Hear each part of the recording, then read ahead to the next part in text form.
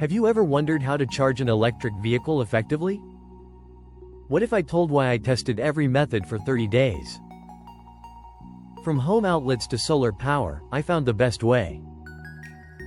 The results might surprise you. I started with level 1 charging.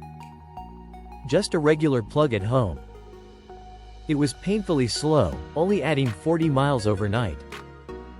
If you drive less, it could work. But for daily drivers? It's a major hassle. Next, I tried level 2 charging. This is more common among EV owners.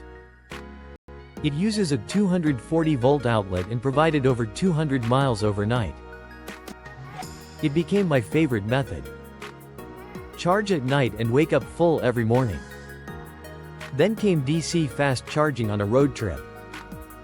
In just 25 minutes, I went from 20% to 80%. Amazing, right? But it costs significantly more than home charging. Useful for trips, but pricey for daily use. On day 10, I discovered workplace charging. My office had free level 2 chargers. I plugged in during lunch and my car was ready by noon. This is a golden opportunity if your workplace offers it.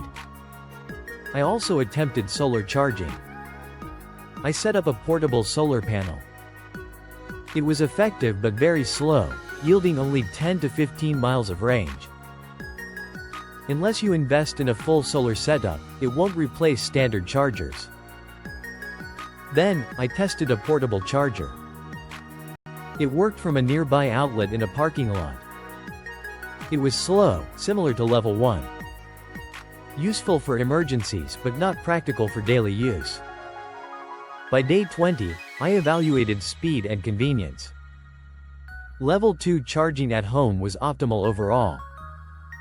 Fast charging helped during road trips but added costs.